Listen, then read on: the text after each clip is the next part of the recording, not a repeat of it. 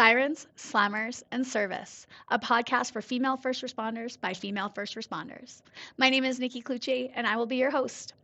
As a former correctional officer in Alberta for almost 2 decades and the founder of Blue Line Fitness Testing, which provides law enforcement fitness testing and first responder wellness workshops, I started this podcast as a way for female first responders to share the trials, tribulations, and triumphs of their daily work. I want to showcase the unique perspectives, skill sets, and personalities that women bring to a first responder career and share their stories. So get ready to laugh your ass off, learn a whole bunch, and be inspired by some pretty badass women. Let's go.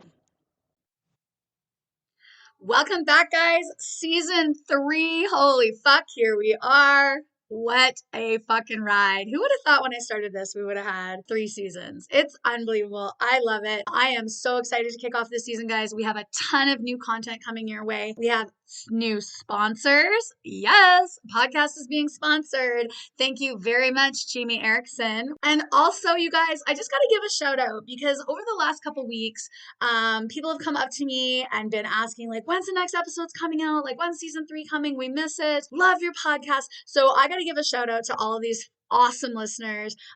Dan, Christine, Eva, Deanna, Sean, Des, Sunny, Kaylee. There's so many more, guys, but those are the ones that have made a point of really getting a hold of me and telling me how much they love the podcast. So you guys, I love this. I do this for you. I hope that you enjoy season 3 as much as I do. And we have an amazing event coming up that I'm going to be organizing and hosting at Blue Line. It is our Female First Responder Day that is going to be on Sunday, June 25th from 12 to 4 at Blue Line in Edmonton. So 2121 84th Ave. From 12 to 4, we are going to have a shit ton of female first responder recruitment agencies at Blue Line. So the Alberta Sheriffs, Alberta Corrections, RCMP, Edmonton Police, Calgary Police, Edmonton EMS. I'm looking into getting Edmonton Fire. They are all going to be on hand. The Canadian military is going to be there. So if you are interested in becoming a first responder and you are a female, come on down. Hey, if you identify as a female, even if you're a guy, come on down, check it out.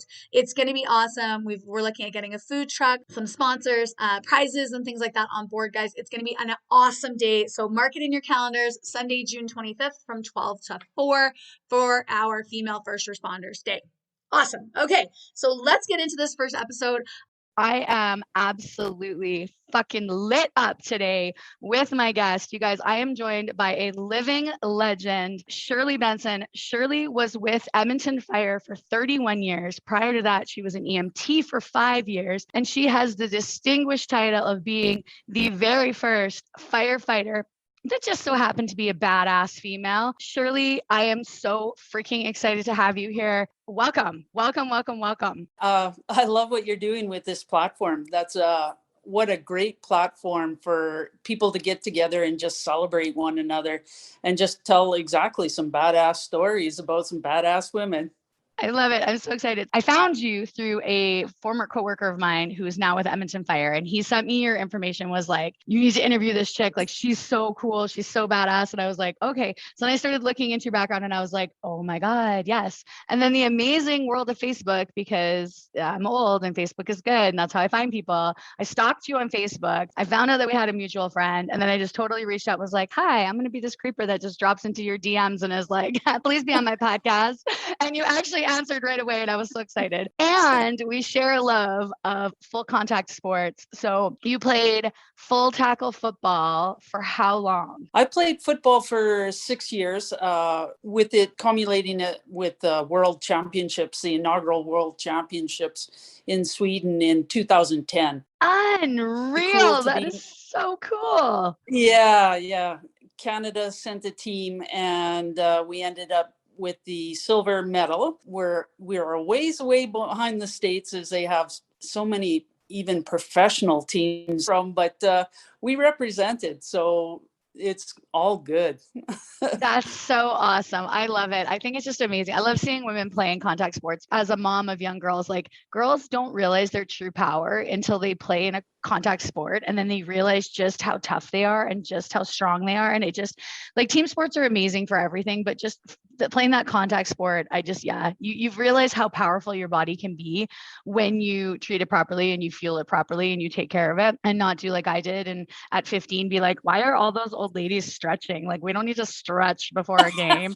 And now I'm like, I'm the old lady in the corner being like, I need an extra 15 minutes, please. Like, as is any sport, like football, rugby, like you said, any full contact sport is just, it's such a critical part of learning teamwork, learning abilities, and learning responsibilities, because there's 12 people on the field. And if one person doesn't do their job, there's a breakdown and things go wrong.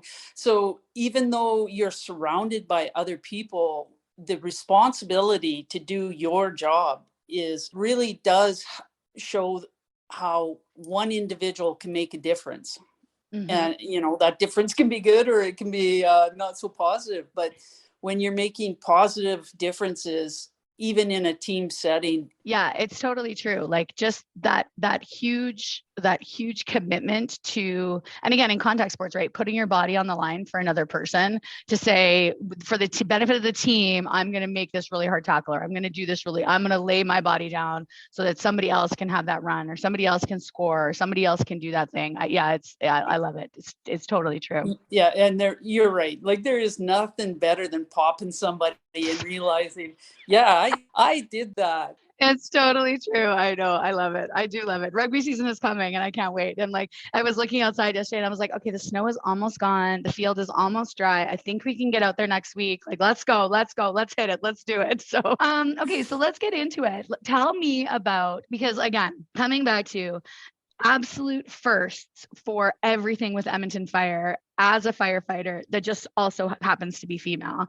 So you started with Edmonton Fire in 1988, but before that you were an EMT for 5 years prior. So tons of medical experience, and then kind of coming into Edmonton Fire. Walk me through your journey. Like, how did you get into this? What was the thing that drove you to go towards, like, even just a first responder career? The first responder career, like, thing in my world for how I operate and my purpose on this planet, mixed with my passion. So I find that purpose and passion have to intersect, and that sweet spot where they do is where you are going. And mine is service with passion. So things that just excite me, get me revved up, that I can be in service of. So, and it shows up in everything I do, from my coaching to how I live my life and to what I ultimately chose for careers. The EMT route seemed like just a natural fit. I mean, I freaking love driving fast. I think well in a crisis. Like, yeah, okay, this is awesome. Like, this is going to be amazing as a 19-year-old to be given that sort of responsibility, and away I went. It just so happened that I was working out in Marathon and I joined the volunteer fire department out there. So I got an actual chance to try the profession on before I stepped into it. And I can tell you that from the very first fire that I attended as a volunteer, I'm going to do for the rest of my life. This is going to be my path forward.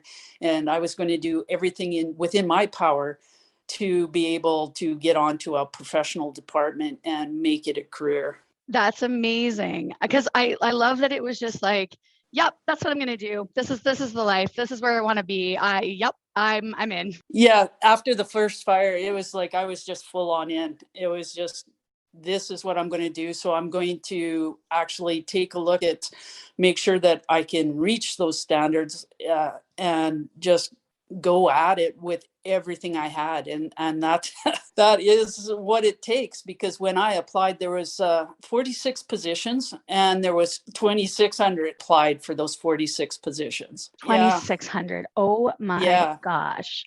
So you can see the odds were slim to get picked. It's a desirable profession. It's a desirable career, and you have to be prepared to compete with the absolute top of the candidates to be able to get in. So it really does drive you to be the best version and the most prepared version. And I think that's my advantage, is that, there may be naturally better people out there, but nobody is going to be better prepared than me. And as an athlete, and that's the way I am as, a career person. I think that's huge because with the business that I'm in, right, doing fitness testing for these law enforcement positions, I find that a lot of people either fall on one side of the spectrum or the other, and majority of them fall on the not being prepared enough. So they see the standards and they go, yeah, okay, that sounds, 4 minutes and 45 seconds to run this thing, or 3 minutes and 20 seconds to run this thing. Yeah, I got this. And then they come in and they are like blown away by the level of effort and energy and work and drive you have to, and mental fortitude when your body's like, fuck this, I'm done, I'm quitting, to be like, you're fucking not, like, we're fucking going, do you want the job or not? And I yell that all the time, do you want the fucking job or not? Right? And I want the job. Well, you're not fucking working for it, right? So I really think that is the advantage of going into high level athletics, is that you have an understanding that there is another gear and that you will not die. yes. You can access that gear if you dig down. There is always more. Yeah, there is always more. And it's the whole reason, like, as an athlete, why you practice, and this job, why you have to go through this stuff prior to, is so that where your wall is. Where it is that you need that next level to get over the hump. Yeah, I totally agree with that. I think the other side of the spectrum is those people that come in hyper prepared. So I was one of those people, and it always kind of blows my mind when people come in and they're not prepared, because when I was applying, and like, there was nothing on the internet in the olden days, to all of our young listeners, when I was applying. There was no website like mine. There was no YouTube videos. There was no maps on the like Google that you could look at. You literally were just like, what is this test? Oh my God, I have to run this. And you could find like maybe a website, maybe a description somewhere, maybe they sent you like a handout that you were looking at, right? But I was like, okay, there's this obstacle, there's this obstacle. I don't have no way to be able to practice on this push-pull machine, and I don't really have this 3-foot vault, and I don't really have, like some of this equipment, but I am going to do whatever the fuck I can to practice this, all of these things. And for like weeks before, I was like, made my own kind of course, and I was doing my like, whatever I could, burpees, and like, I'm like, yeah, I am not going into this test and I am not going to fail it. I'm going to be the most prepared person ever, because then at least if you did everything you possibly could, and again, I think this comes down to sports, if you did absolutely everything you could to prepare properly for it, and your performance didn't match what it needed to, then at least you did everything you could to prepare for it. And you didn't come in, Absolutely. There was nothing, right? There was nothing that you did that, you just don't feel like that, fuck, I could have done this, I should have done this, right? You just go, I did everything I could, and I just wasn't fit enough, or I wasn't strong enough. And okay, now I know, now I'm going to prepare even more, and I'm going to go, but usually if you come in with that preparation level, like you succeed because you've done everything that you can. You've emptied, and I always say this too, empty the gas tank, give me another level, empty the gas tank, because like you said, there is always more. You can always give even 1% more, 1% more speed, 1% more effort, 1% more power, right? So totally the same mindset as you. So you go to apply to fire and you're like, okay, these are the standards. Holy shit, they're tough. I need to be the best of the best.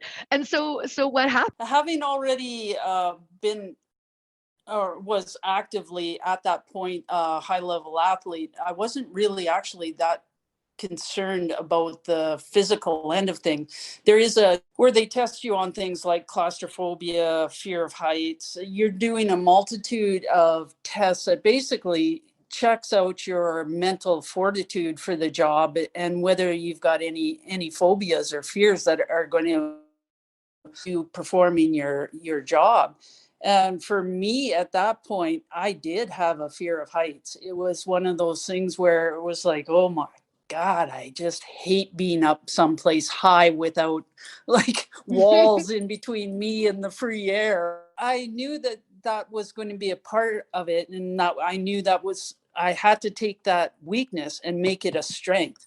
So I started doing all the sorts of stuff like climbing radio towers, getting up the fire department. So I'd get up on the aerial so that I knew what it was like to be on the tip of a ladder, 100 meters in the air and being spun around and being okay with that.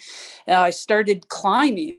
My life in sports actually became what was once my greatest weakness, which was the fear of heights.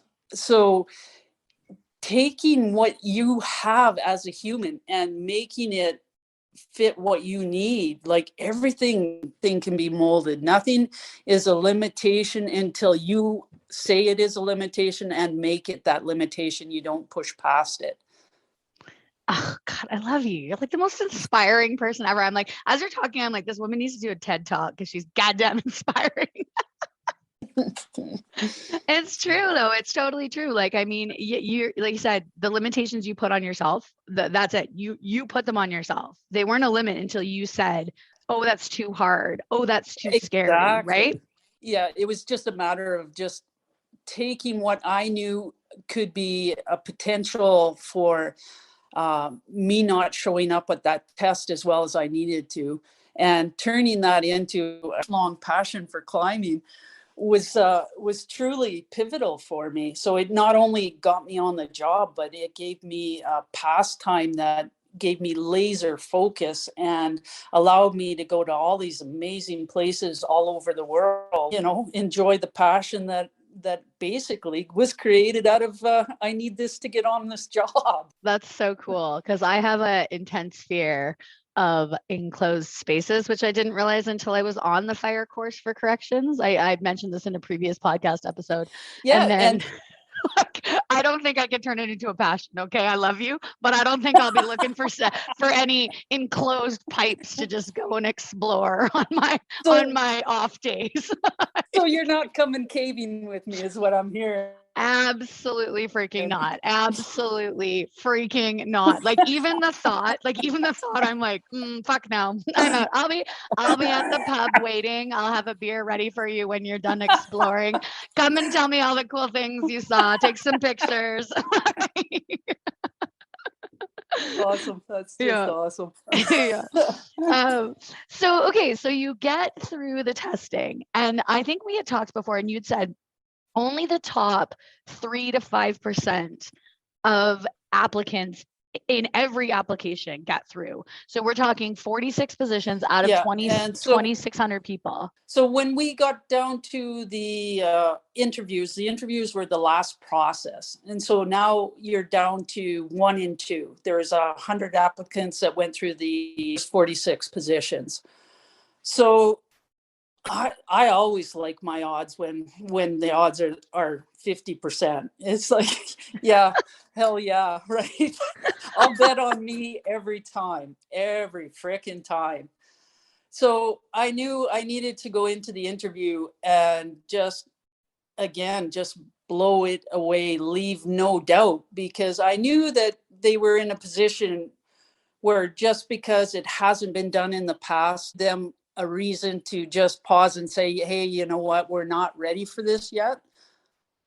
So I went in again, super prepared for that interview, had just done everything within my power to make sure that the person who's coming in before me and after me for the interview is like, you might as well go home because you're not getting the job. It's for me, right?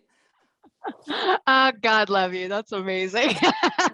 You might as well go home. Take a seat, son. So when they did phone to say, okay, you've got the job, we're offering you the job, there was an acknowledgement that no idea kind of what we're doing here and hasn't been done before. And, in Canada, like it was just, there was no template for them to run off of. So that there was communication as far as what might be perceived stumbling blocks But you know me, I don't care at this point. My needs are few. You know, I'm like any other human. You got to feed me and water me, and that's about it, right? Yeah. Yeah. Yeah. I think that like that is one thing that I feel like for trailblazing women, there's like this, and I mean maybe it's different now because there's a lot more awareness of gender identity and things like that. But I feel like really just I'm just one of the team, right? We talked about this before. So you absolutely detest being called a female firefighter, which I fucking love. I think it's fantastic because I detested being called a female correctional officer. I'm a correctional Right. officer, right? You're a Right. firefighter. The fact that we're Yes. female is just Yes, yeah, exactly. It's useless information. It makes no difference. yeah, exactly. And like I feel like when like when trailblazers come along, there's this, oh well, we need to make, special things for them. And there's gonna need to be, different parameters or different policies or different, this, that, and the other. No, the job is the job is the job. It doesn't matter who does the job. As long as the job is getting done, there doesn't need to be any different parameters, right? Change rooms, who gives a shit? Get your fucking gear on and get your job done, right? Like that to me, Yes. I Amen. never, yeah, like I never understood that. Like, I mean, because really, like, and again, if you're looking at me change, then you're clearly not fucking focused on what we need to fucking do. And I don't want you in this room, right? Like, and not because you're looking at me because I'm Yes. a female, but because your fucking head is not where it needs to be. We're about to go into a riot. I Truth, need you sister. fucking, right? Like, I need you focused on the fact that we're about to go Yes. face 46 cons who are fucking ready to burn this place down, not the fact that I'm fucking changing next to you and you may have caught a glimpse of a titty. Like, for the love of God, bud, right? Like, Truth. Absolute truth, sister. yeah. So when you get in, so you get through, you get the job. What was that like when they called you and said like, or did they tell you right away? Like, how did they notify you that you were one of the 46? They go through a process. Yeah, they go through a process. HR is involved, the city HR department, and the panel that was interviewing for the job, and then they just do a selection process and said pick the the top 3 to 5% of the candidates, and then they call them up and say you've got an offer, and show up for work on this day, and this is the hall that you're going to. So it was an incredible honor. I wear that uniform off of the shoulders from the people who went before me. The benefits I get from that uniform and the respect that I get from that from what I had done, it was from what the people who had worn that uniform before me had done. And so I really, really, again, wanted just to ensure that that legacy lived on, and that I would do my, the brothers and sisters that I work with, I would do my best by them and the best that I could possibly do, so that the people that we serve are getting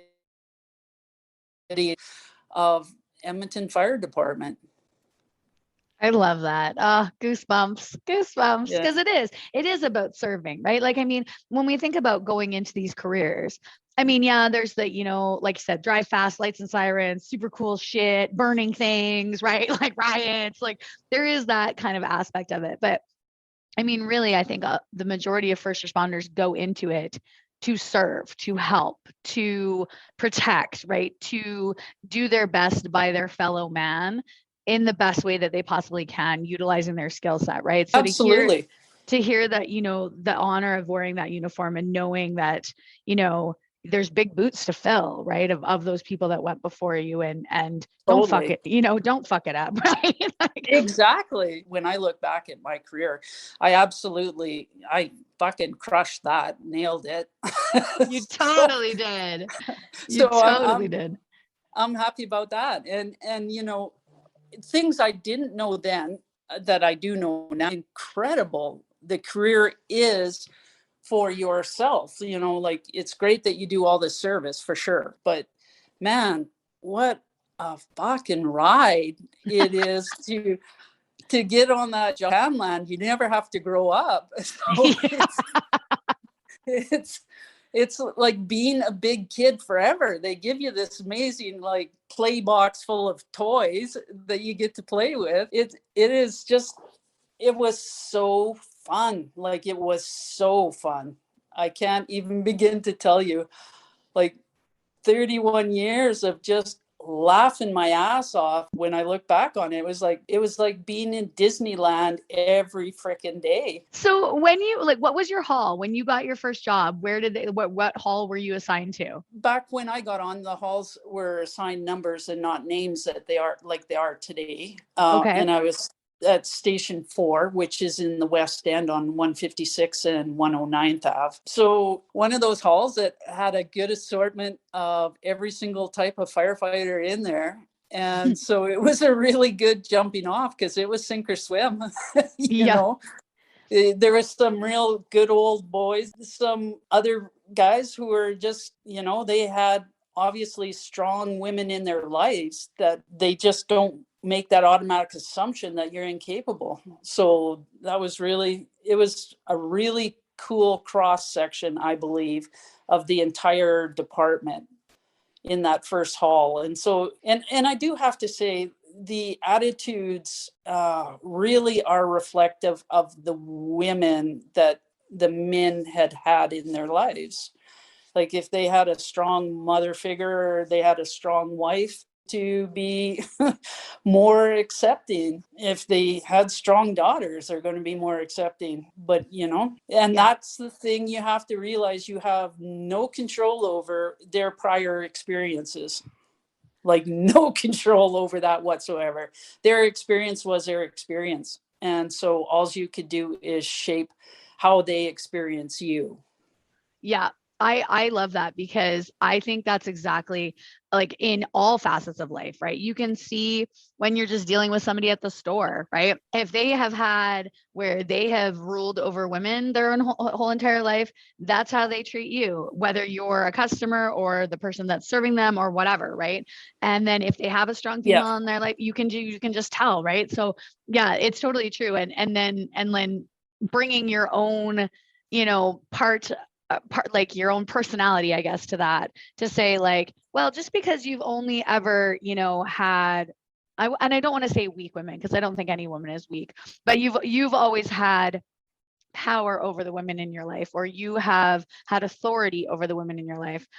Let's just bring a whole new perspective to your world that like, hey, bud, this woman is not going to be ruled and this woman does not need your authority. Yeah, I love how you said that. I absolutely love how you phrase that because you're right. There's no such thing as a weak woman. Bingo. I love that. Yeah.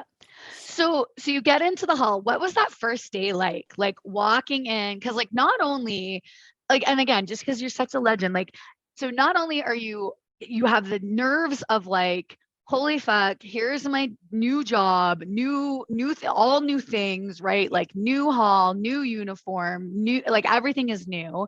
So everybody feels that, right? Going to your new job. You want to do a good job. You want to make sure that you don't look like a fucking idiot, that you don't screw something up on your first day, right? Like, I mean, everybody has that. Doesn't matter what fucking job you're walking into. Everybody feels that, right? But on top of that, knowing that you're walking in and you're the first, you are the first in Edmonton Fire, and that kind of added pressure, or did that even factor in? Were you just like, fuck it, like get used to it, boys, I'm coming in? Like, well, for me, for sure, I had an awareness that there's all this background noise, because like, I mean, the media was off. It was a frickin' circus as far as that goes. And then you've got these special interest groups who all want a piece. And it was just, when you stripped all that outside noise away, I just wanted a job. And I wanted to do the best job I could. Again, I'm very accustomed to team dynamics and knowing that I just really need to pull my weight to be able to speak when only spoken to, do twice as much work, be the first one to show up, the last one to quit, right? Like never be not doing something. Like that is literally the description of a rookie on the fire department. That's a description of a So rookie anywhere, girl, anywhere. yeah, I don't feel like more was asked of me because of the personality type I am. There's a curiosity because exactly I've got all at that point you've been through training and stuff, so you've got all this theory but you've got no experience, right? Mm-hmm. So you want to attach yourself to somebody's hip who does have experience and who's willing to say, like, are you seeing that, are you recognizing that this is what we need to do here? Did you have good So mentors? Like did you when you got your hall? absolutely. Yeah, that's awesome. Yeah, absolutely. I had, the senior man in the hall. He was a bear, but he was such a good guy to attach to his hip and just, where he went, I went kind of thing, and just asked a ton of questions, probably to the point that I was annoying, but but I think in the end he was, after the year off probation, he was a pretty proud guy of he could look back and say, yeah, I helped shape that. So It's true. And it's funny because when you say that, the big bear of a guy, those ones are usually the ones that like look the scariest, are the gruffest, are the like grumpy old yeah, guy in the corner.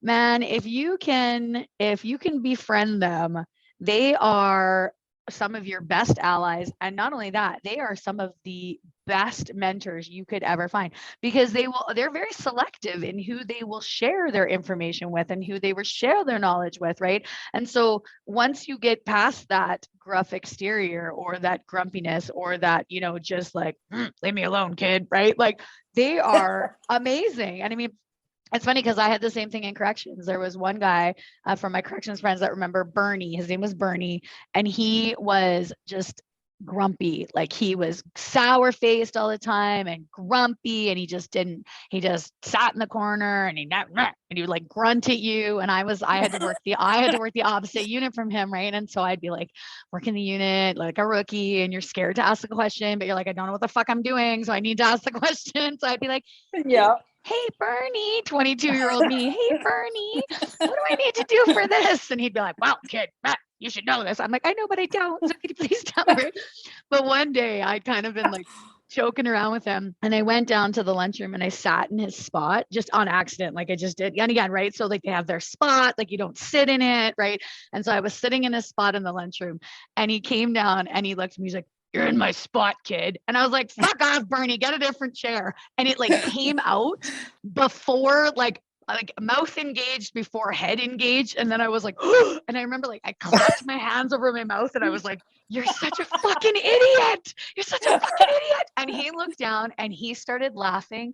And I have like, this man never laughed. He never laughed. He never smiled. And he had this huge belly laugh and he laughed. So everyone in the lunchroom is like looking like Bernie's laughing.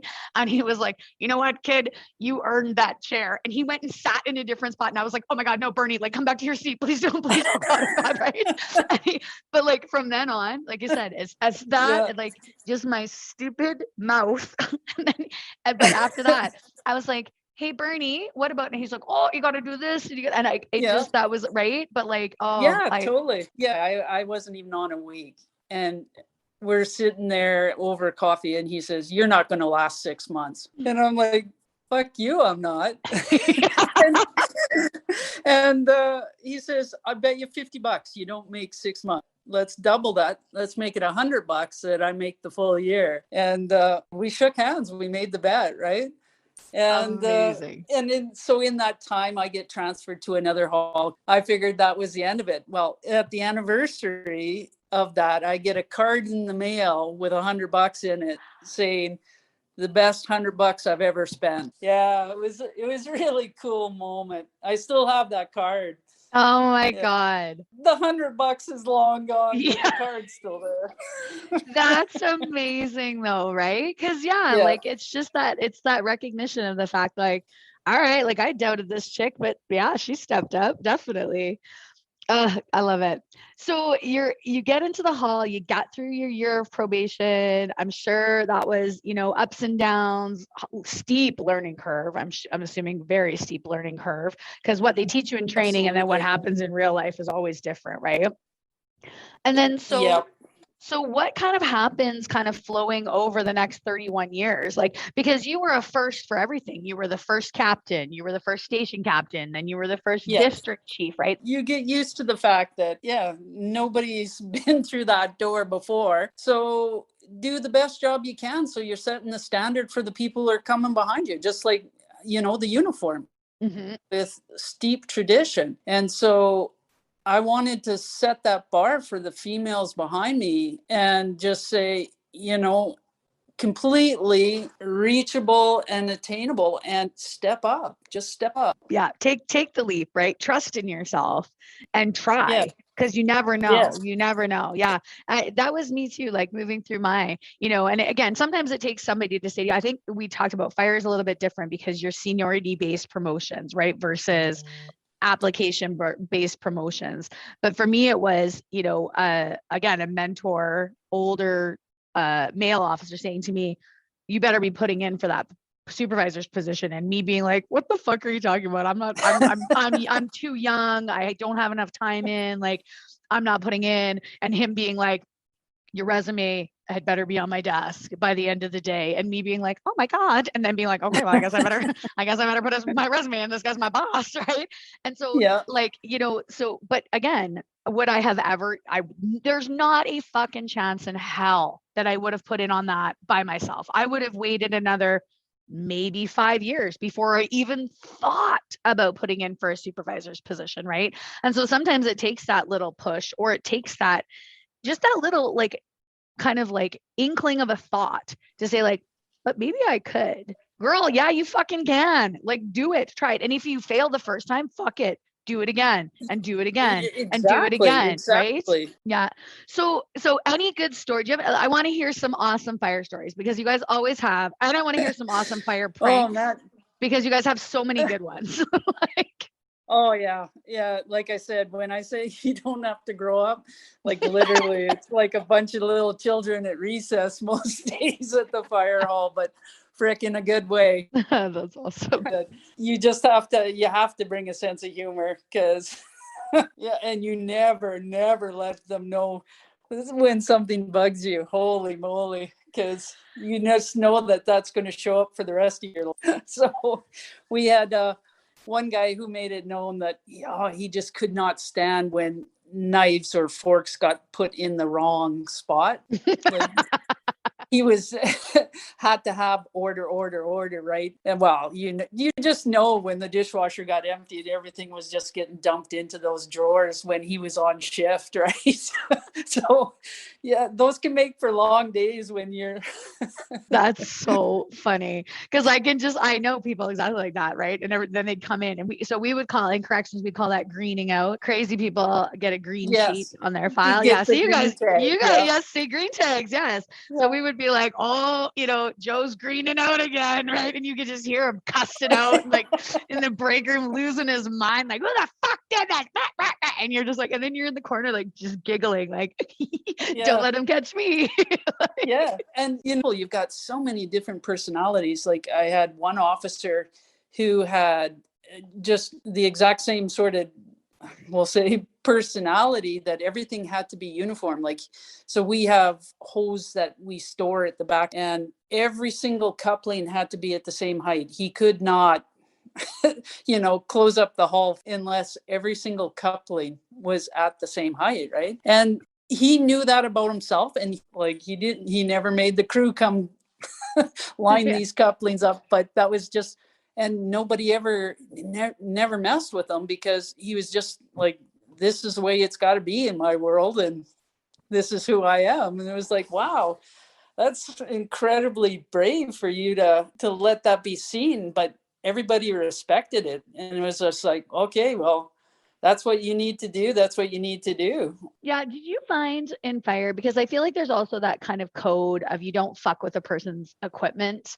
Like you would, like in readiness for an emergency, I think, maybe it's different for fire because you guys have to have your stuff exactly set as it needs to be so you can get into it as quickly as possible. But like, we have a thing, like, you can play a prank all you want, but you're not playing around with somebody's cuffs. You're not playing around with somebody's spray. Like, you're not making it so that if they No, go to grab it in an emergency, it's not usable. Like that's just kind of an for corrections at least, that was kind of an unwritten code. You might unclip totally. like a keeper on the belt, so his gloves fell out, as you know, but like you're not going to be playing with something that is life or death. And so is it the same for fire? I'm assuming it's the same for fire. Totally. There's two unwritten rules, but you know, for all intents and purposes, they're written for sure. The equipment, be it personal or gear, and you don't mess with the food. so, so, yeah, because it's not like you can go out and get more food. So yeah, no fly zone. Yeah. And how does that work? So again, because I've interviewed another firefighter that's a female out of Toronto. And Catherine, she's amazing. I love her. And she was saying like, you know, the food is the best part of the job. Like and the funny thing is she's this teeny skinny little thing and she can eat easily more than I swear more than the guys in the hall, like easily.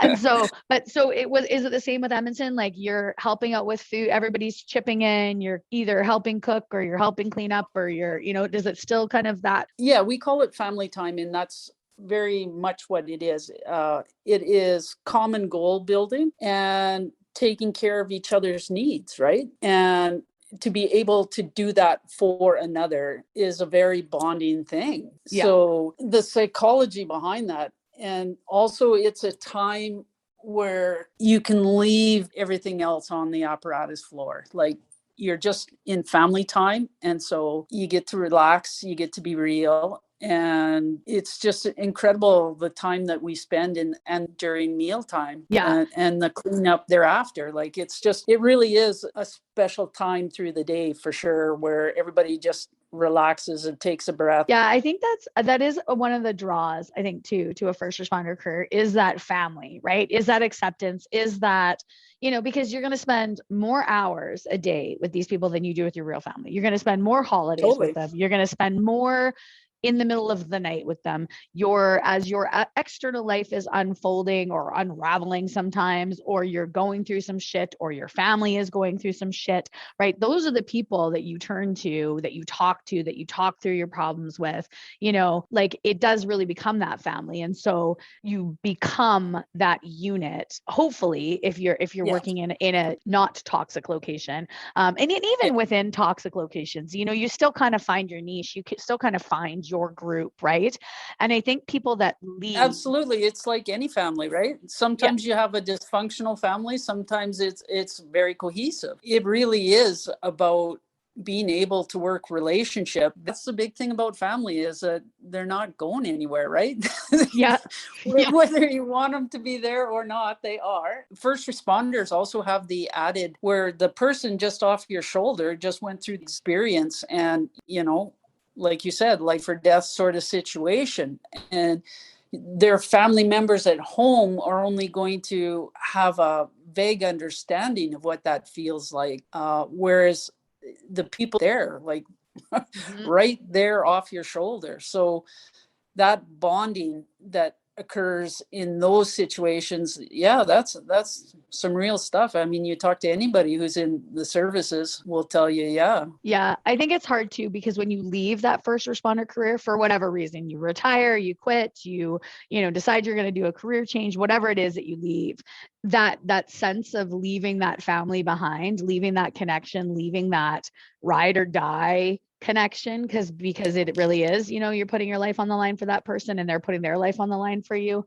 I think there is kind of that sense of that loss, of that grief of losing that connection with those people and losing that family, right? And so I think especially people that are leaving for trauma related reasons or stress related reasons, it's doubly hard, because they're not only leaving the job that they now hold as their identity, but they're also leaving that support system of people that they could talk to, that understood, because like you said, they had just gone through the exact same situation as they had. And when you go home and you're trying to explain it to somebody, it either scares the shit out of them, because you're telling them something and they're going, oh my God, my loved don't one. Tell me that.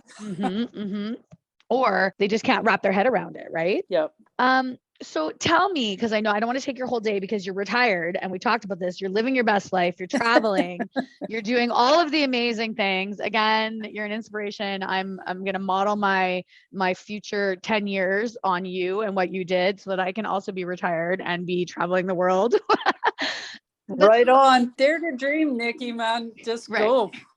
Right? Like who needs to work? Who needs to work? I just Yeah. gonna win. I was gonna win the lottery somehow and live a bougie travel lifestyle. But I do want to kind of touch on your leadership roles. So moving into a captain's role, then moving into a station's captain's role, and then moving into a district chief.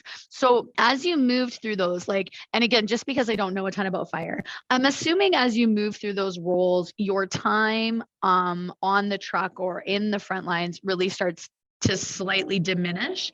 And so what are some of the responsibilities that you take on when you become a captain or a station captain or a district chief? So the cool thing about a captain is you're still hands-on, you're still frontline, you're still doing everything. And if you were to ask me, in looking back over my career, the time that I enjoyed the most, captain, because your responsibilities on the office end and management end is not greater than your responsibility in the hall. So and you get your choice of rig. So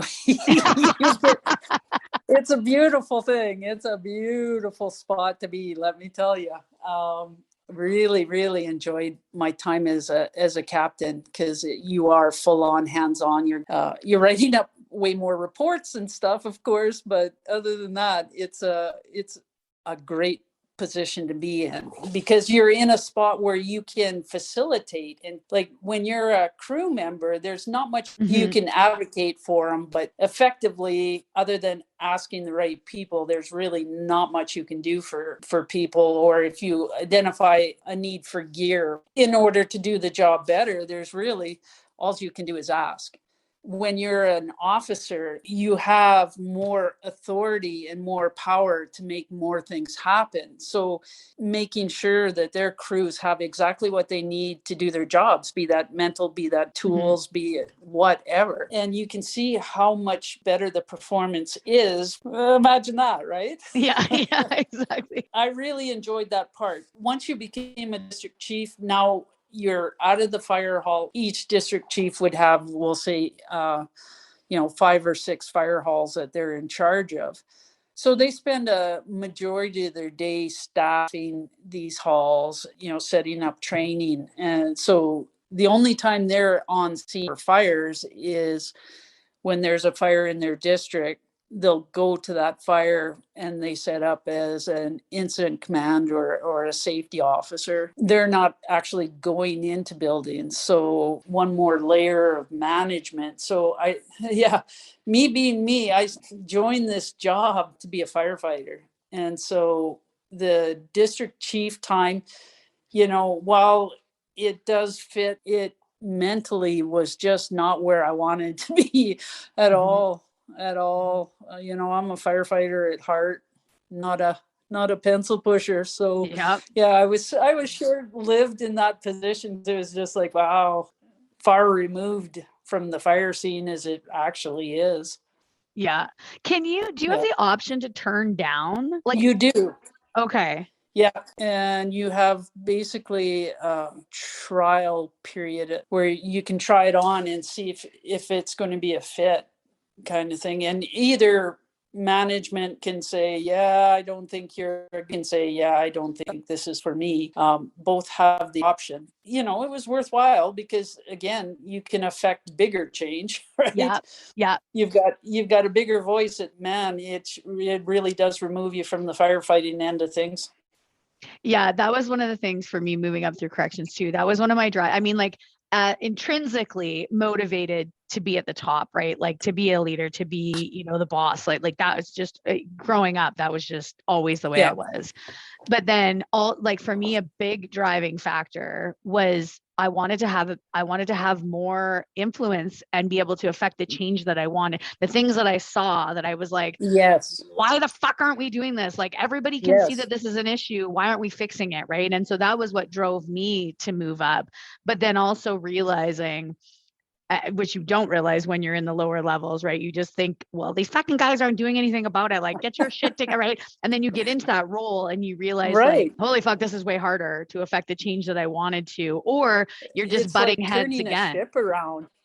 I say that all the time. I say managing usually again in a first responder, it's like trying to turn the Titanic. You are taking 8,000 micro turns to get like a 16th of a turn, right? Like, you're not even like 8,000 micro turns is not even getting you a full turn. It's getting you like a degree turn, right? And like that to me was what was exhausting for me. And again, taking me away from what I really love to do, which was be on the units, work, be right there with the staff, work with them, right? And so, yeah, like, you just feel like you're consistently butting your head against something or trying to push a rock up a mountain that's just continually rolling back down on you.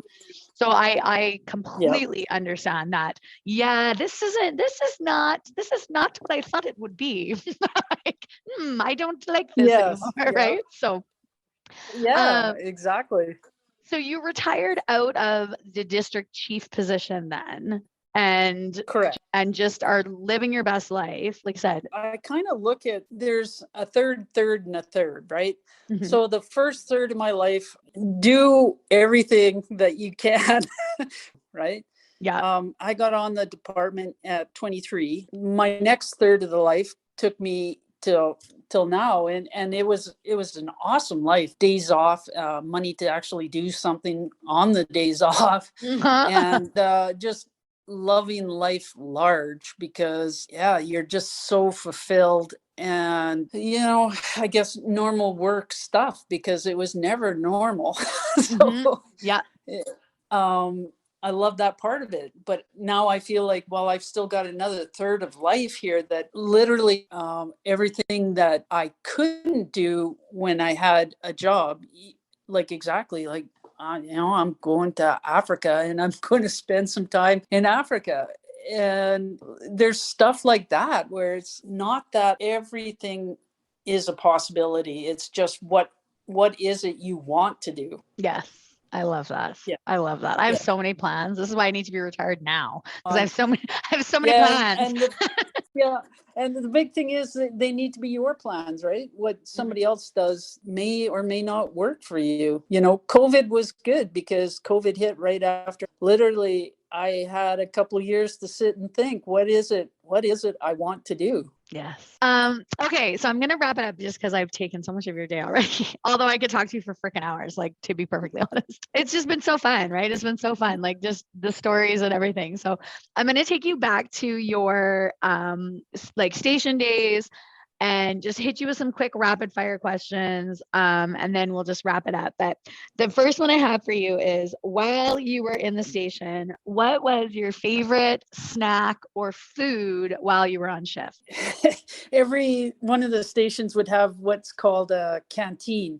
It's a little convenience store right in the station. And we used to call it the Fatty Bar. And big Turks. Man, if there was a big Turk in there, I was buying. That's awesome. The Fatty Bar. Oh my God. Because we call it canteen for inmates. So all my corrections friends, can you please now call it the Fatty Bar? Because that's what we And Big Turk. So what do we like about the Big Turk? What is it about it? Oh, it's a gummy with chocolate on it. Gotta love me some Big Turk, man. That's fantastic. Okay. What was your favorite piece of equipment that you got to use? Oh, Jaws of Life. Okay, cool. Why? A car that is absolutely folded in on itself, and all of a sudden you've got a spot now that people can get in and out of. And you don't have to, it's not physically demanding. I mean, as long as you can hold the tool there, it does the work for you. Did you have it your whole career? Yeah, I spent a lot of time on a rescue.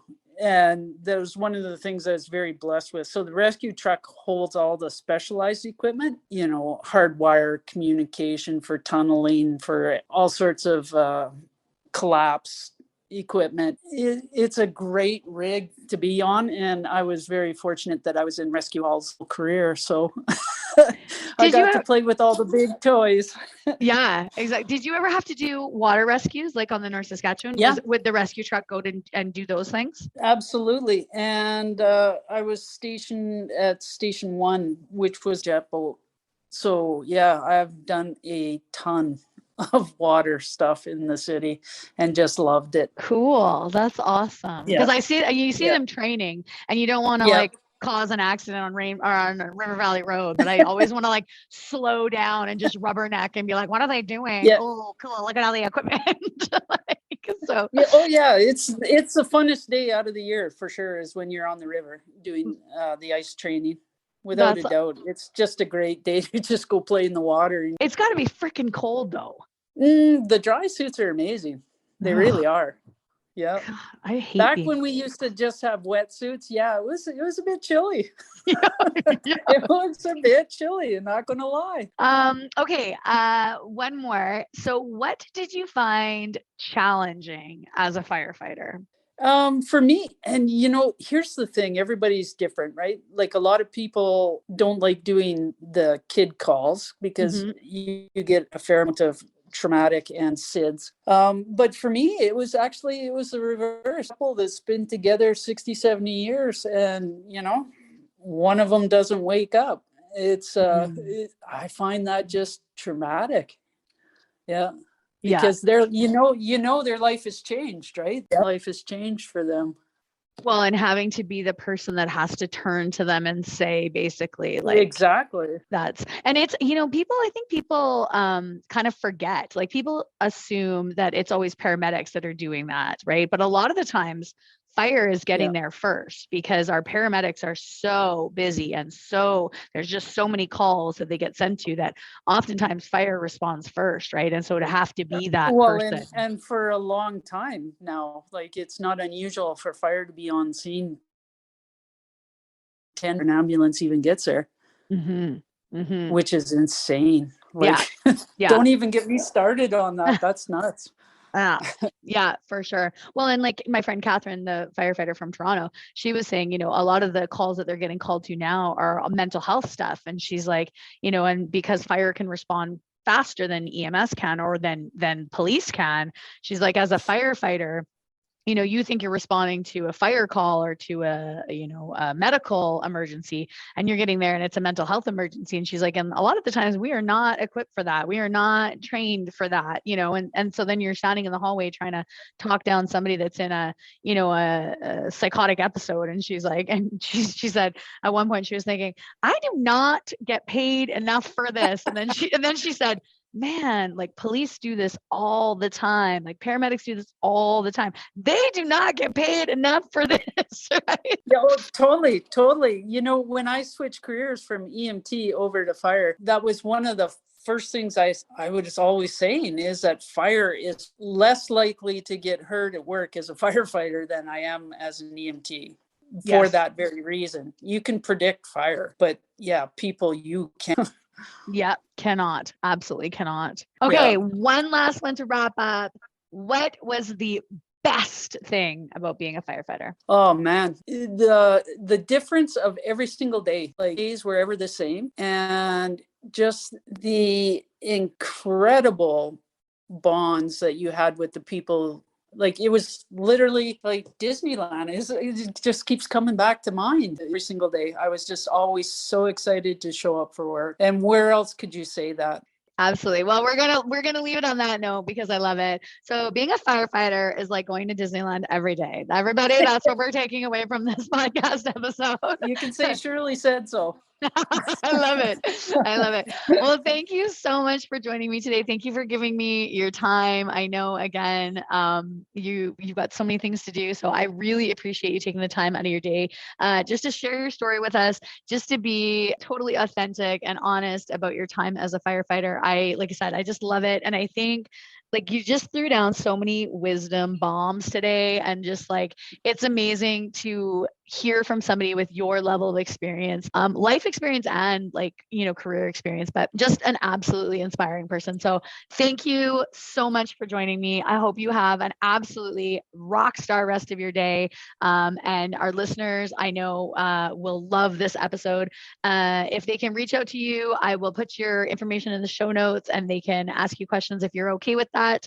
If not, they can just ask me, and I'll just make some shit up and say Shirley said so. This sounds good. And Nikki, thank you so much for what you're doing. This is really cool stuff that you're doing, and the platform is amazing. And I think it really does fill a very needed void that was there, where we just connect and just celebrate, man, and just share. Just share. That's so awesome. I love it. I love doing this. This podcast is one of my absolute favorite things to do. So thank you for that. I appreciate that. And to all of our listeners out there, shoot me your ideas. If you want me to interview people, if you know other badass legends like Shirley, please send me their names, because I could interview people like this all fucking day.